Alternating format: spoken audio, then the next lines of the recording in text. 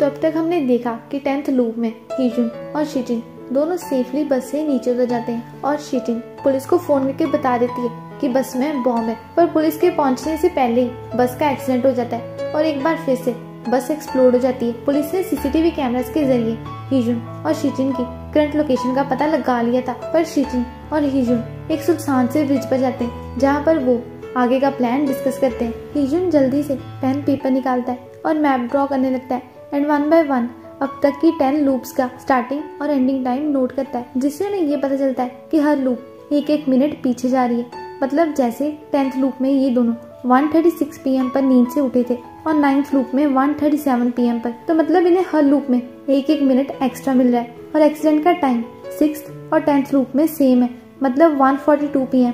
हीजुन शिजिन से फर्स्ट और second loop के बारे में भी पूछता है, पर शिजिन को कुछ खास याद नहीं था, तो हीजुन गुस्से में पेपर डस्टबिन में फेंक देता है क्योंकि उसे लग रहा था कि शिजिन उससे कुछ छुपा रही है। पर शिजिन तो सच बोल रही थी और शिजिन उससे कहती है कि अब हम इस लूप से बाहर कैसे निकलेंगे। हीजुन कहता है कि मैं गेम डिजाइनर हूँ, तो मेरे अकॉर्डिंग तो लेवल को पास करने के लिए प्लेयर को सारे पैसेंजर्स को एक्सप्लोजन से बचाना होगा, तभी वो लूप से बाहर निकल सकता है। इसी बीच पुलिस इन दोनों को ढूंढ लेती है और इन्हें अपने साथ पुलिस स्टेशन ले जाती है। हीजुन चाहता था कि शिजिन उसके साथ ही बैठे, पर पुलिस ऑफिसर्स ऐसा नहीं करते।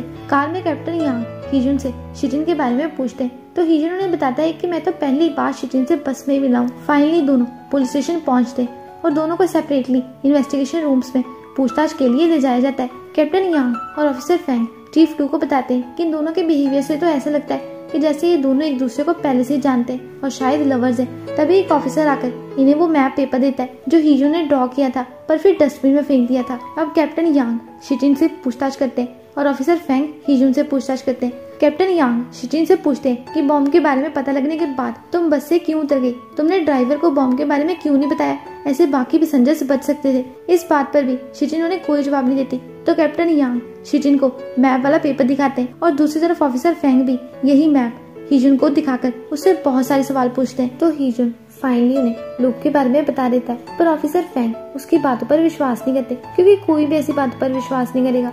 But still they don't have any option except telling the truth. दूसरी तरफ शिजिन कैप्टन यांग से एक सवाल पूछती है कि मेरी कॉल रिसीव करने के बाद क्या आपको मेरी बातों पर विश्वास हुआ था, क्या आपने उसी टाइम ऑफिसर्स को पैसेंजर्स को बचाने भेज दिया था।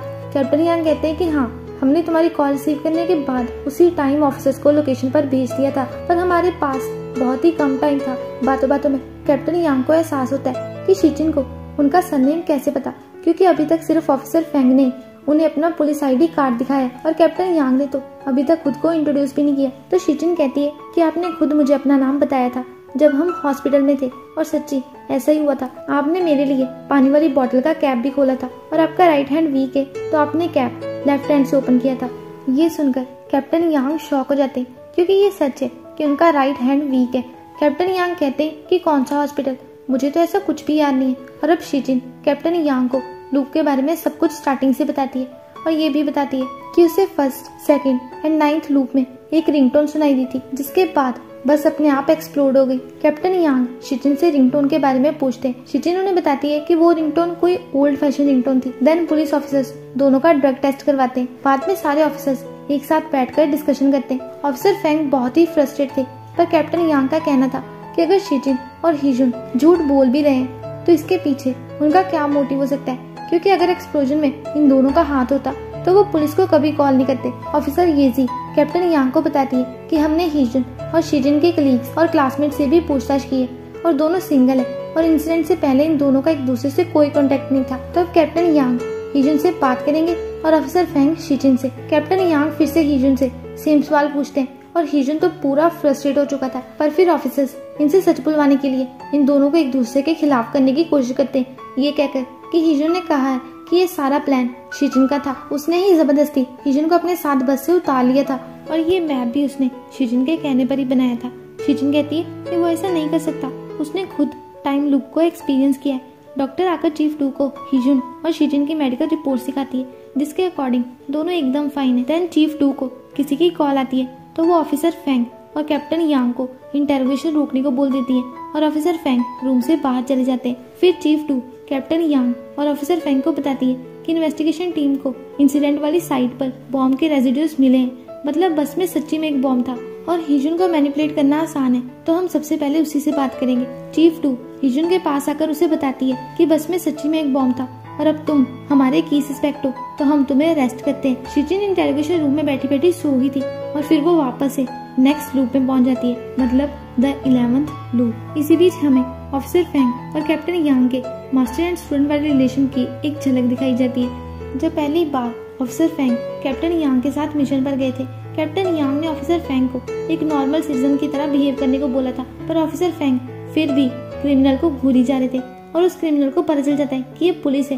तो वो वहाँ से भाग जाता है। सारे ऑफिसर्स क्रिमिनल के पीछे भागते हैं, पर ऑफिसर फेंग दूसरे रास्ते से जाकर क्रिमिनल को पकड़ लेते हैं, पर क्रिमिनल उन्हें चाकू मारने वाला था, तो ऑफिसर फेंग को बचाते बचाते कैप्टन यांग को चोट लग जाती है और ये देखकर ऑफिसर फेंग बहुत ही घबरा जाते हैं। और यहाँ से तो हमें पता चल ही गया कि ऑफिसर फेंग कैप्टन यांग की कितनी चिंता करते हैं। So now back to present. तो अब स्टार्ट होती है द 11th लूप। शिजिन उठकर टाइम चेक करती है और पहली लूप के टाइम के अकॉर्डिंग ये इस बार फिर 1 मिनट पहले लूप में पहुंचे हैं, मतलब 1:35 PM पर। और ऐसे शिजिन और हीजुन को हर बार पैसेंजर्स को बचाने के लिए पहले से 1 मिनट ज्यादा मिल रहा है। शिजिन हीजुन को उठाने की कोशिश करती है पर वो नहीं उठता, तो वो दूसरा तरीका ट्राई करती है और ये तरीका काम कर जाता है। पता नहीं हीजुन बहुत ही नर्वस लग रहा था और सिचुएशन बहुत ही ऑकवर्ड थी। हीजुन हिम्मत करके शिजिन को सॉरी बोलता है क्योंकि हीजुन ने शिजिन पर पूरी तरह ट्रस्ट नहीं किया था। शिजिन कहती है कि कोई बात नहीं, अब हम इसके बारे में बात नहीं करेंगे। पर हीजुन तुम्हें इतना पसीना क्यों आ रहा है? हीजुन कहता है कि वो मैं काफी टाइम तक उस टॉक्सिक इन्वेस्टिगेशन रूम में था, बस इसीलिए, और फिर मुझे नींद आ गई। शिजिन कहती है कि हाँ मैं भी सो गई थी, तो मतलब जब हम दोनों को एक टाइम पर नींद आएगी तो हम नेक्स्ट लूप में पहुंच जाएंगे और ऐसे पिछली लूप खत्म हो जाएगी। अब हीजुन शिजिन को बताता है कि मुझे पुलिस ऑफिसर ने बताया था कि बॉम्ब बस में ही है। शिजिन कहती है कि मुझसे भी कैप्टन यांग ने पूछा था कि अगर मुझे पता था कि बस में बॉम्ब है तो मैंने ये बात ड्राइवर अंकल को क्यों नहीं बताई। तो शिजिन जल्दी से उठकर सबको बता रही थी कि बस में बॉम्ब है, पर ऐसे करते ही बस दोबारा से एक्सप्लोड हो जाती है और द 12th लूप स्टार्ट हो जाती है। शिजिन और हीजुन बहुत ही घबराए हुए थे क्योंकि बॉम्ब वाला पर्सन बस में ही है। हीजुन शिजिन से कहता है कि सबसे पहले हमें बॉम्ब को ढूंढना होगा। अगर उस पर्सन ने बॉम्ब पहले ही बस में लगा दिया है तो हम कुछ नहीं कर सकते, पर अगर उस पर्सन ने बॉम्ब अपने पास रखा है तो बॉम्ब जरूर किसी बैग में होगा। हैप्पी फोन गाय और हेडफोन गाय, इन दोनों के पास कोई बैग नहीं है, मतलब ये दोनों तो नहीं हो सकते। शिजिन कहती है कि मेडिसिन लेडी के बैग में भी सिर्फ मेडिसिन ही है, मतलब वो भी नहीं है। हीजुन कहता है कि ये काम उस मास्क वाले लड़के का भी तो हो सकता है जिसने मास्क के साथ कैप भी पहनी थी और उसका सारा आउटफिट ब्लैक था। तो शिजिन को उस लड़के के बारे में फ्लैशबैक्स आते हैं और उसे भी उस मास्क वाले लड़के पर शक हो जाता है। देन हीजुन देखता है कि अभी तो डोंग बस स्टॉप नहीं आया और वो मास्क वाला लड़का तो डोंग बस स्टॉप से ही बस में चढ़ता है, मतलब इस बार ये फिर 1 मिनट पहले लूप में एंटर हो गए थे। हीजुन बहुत ही खुश हो जाता है क्योंकि अब वो नॉर्मल तरीके से बस से उतर सकते हैं, वो भी बिना किसी प्लान के। शिजिन जल्दी से वही पुरानी रिंगटोन अपने फोन पर चलाती है ताकि वो पैसेंजर्स का रिएक्शन देख सके, पर सिर्फ वर्कर अंकल और मेडिसिन लेडी ही पीछे मुड़ते हैं। हीजुन और शिजिन जल्दी से डोंग बस स्टॉप पर उतर जाते हैं और वहाँ से वो मास्क वाला लड़का बस में एंटर करता है। शिजिन जल्दी से पुलिस को कॉल करके बॉम्ब के बारे में बता देती है और अपना मोबाइल स्विच ऑफ कर देती है। हीजुन पुलिस स्टेशन में दोबारा उस टॉक्सिक इन्वेस्टिगेशन रूम में नहीं जाना चाहता था, तो वो सीसीटीवी कैमरा से बचने के लिए पीछे छुप जाता है ताकि पुलिस को पता न चले कि वो शिजिन के साथ है। देन दोनों ऐसे ही डिस्टेंस मेंटेन करते हुए एक खाली सी जगह पर पहुंचते हैं जहाँ पर सीसीटीवी कैमरास की नजर ना जाए। एक जगह पहुंचकर शिजिन हीजुन से पूछती है कि तुम कैमरा से क्यों बच रहे हो? हीजुन कहता है कि इसीलिए क्योंकि मैं पुलिस स्टेशन दोबारा नहीं जाना चाहता। और तुमने पुलिस को कॉल क्यों की?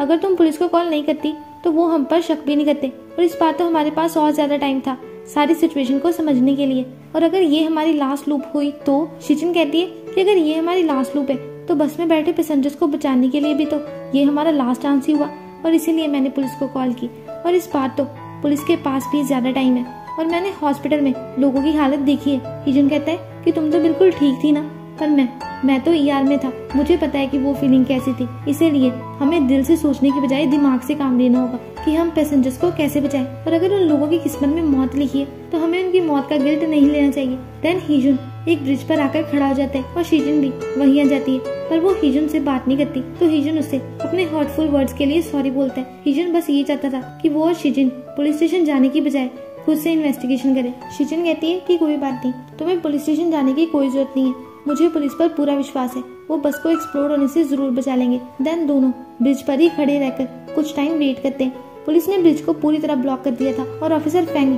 बाकी ऑफिसर्स के साथ ब्रिज पर ही प्रेजेंट थे। जैसे ही बस नंबर 45 ब्रिज पर एंटर करती है तो ऑफिसर्स बस को साइड में रुकवा देते हैं। ऑफिसर फेंग और एक ऑफिसर बस में एंटर करके सबको बताते हैं कि आगे एक एक्सीडेंट हो गया, तो सारे पैसेंजर्स को यही बस से उतरना होगा क्योंकि बस आगे नहीं जा सकती।